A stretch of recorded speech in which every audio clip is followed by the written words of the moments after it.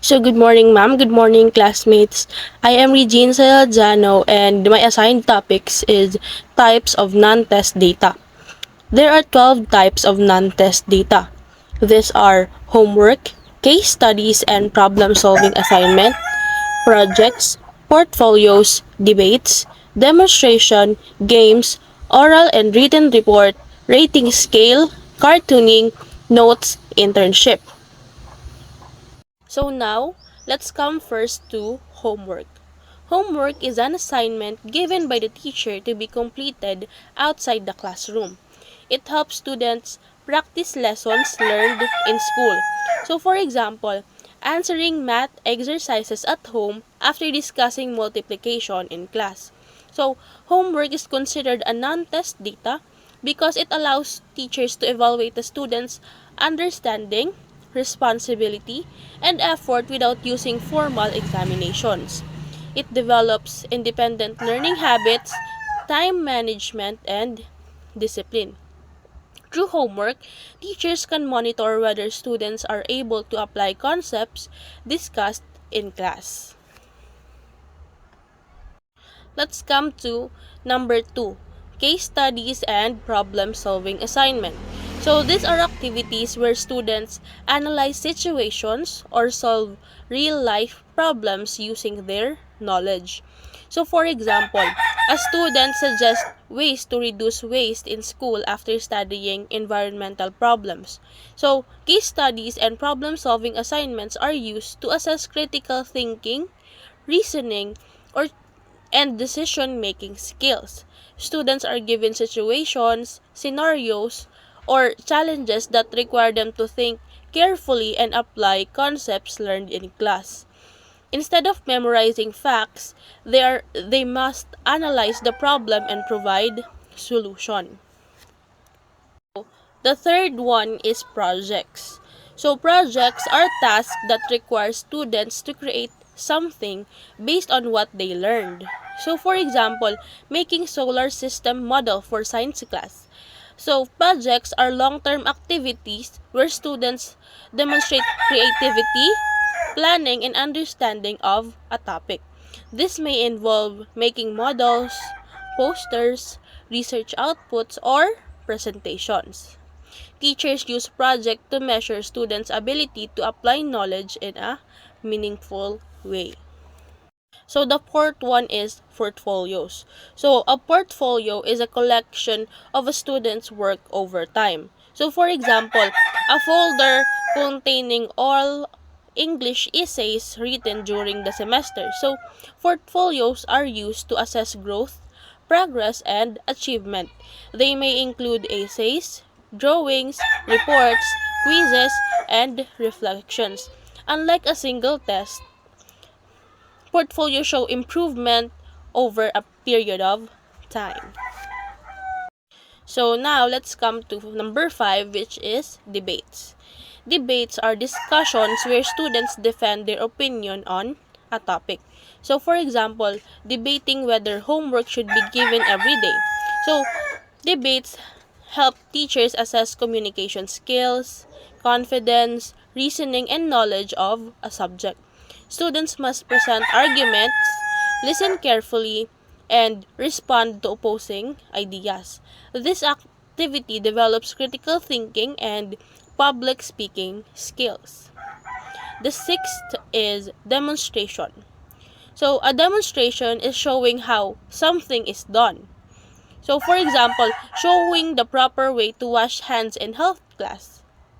So, demonstration are practical performances where students show their skills and understanding through actions. So, teachers use this method to assess hands-on abilities and mastery of procedures. This is common subjects like science, TLE, PE, and arts. So, demonstration allow teachers to see if students can perform tasks correctly and confidently. So number 7 is games. Games are learning activities with rules to make lessons enjoyable. So for example, a spelling bee game during English class. So games can be used as non-test data because they measure participation, quick thinking, teamwork, and knowledge while students enjoy learning. Educational games motivate students and reduce stress compared to formal tests. Teachers observe how students apply lessons during the game. Games also encourage cooperation and active engagement. Number 8 is oral and written report. So these are presentations or written outputs about a certain topic. For example, reporting about volcanoes in front of the class and submitting a written summary or written report. Oral and written reports are used to assess research skills, and communication ability and understanding of assigned topic.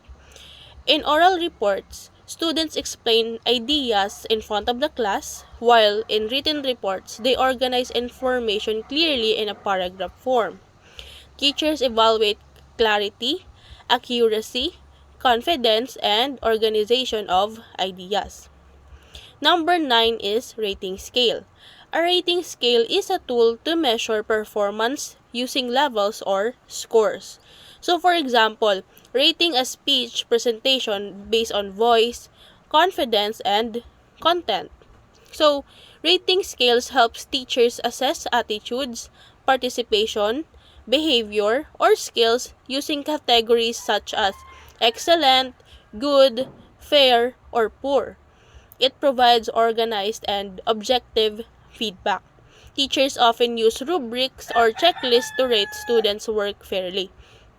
This method is useful in evaluating presentations, projects, and class participation. Number 10 is cartooning.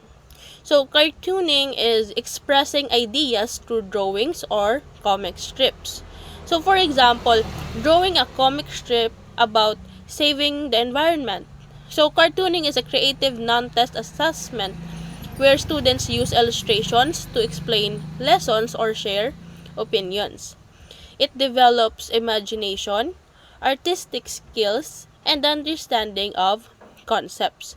Teachers can assess how well students interpret ideas and present them visually. Cartooning is effective in students like in social studies, English, or in values education. Number 11, notes. Notes are written summaries of lessons taken by students. For example, writing key points during a lecture about weather patterns. So, notes help teachers assess listening skills, comprehension, and organization of ideas. Good note-taking shows that students understand important points. Notes also serve as study materials for future lessons or exams. Teachers may check notes to monitor attentiveness and learning habits. Number 12, internship. So, internship is a practical training in a workplace. So, for example, an education student practicing teaching in a school. So, internship is a non-test assessment where students gain real-life work experience related to their field of study. It helps teachers and supervisors evaluate responsibility, punctuality, communication skills, and job performance. Internship bridge classroom learning in an actual work situation. They prepare students for future careers by developing professional skills and confidence. That's all, ma'am. Thank you.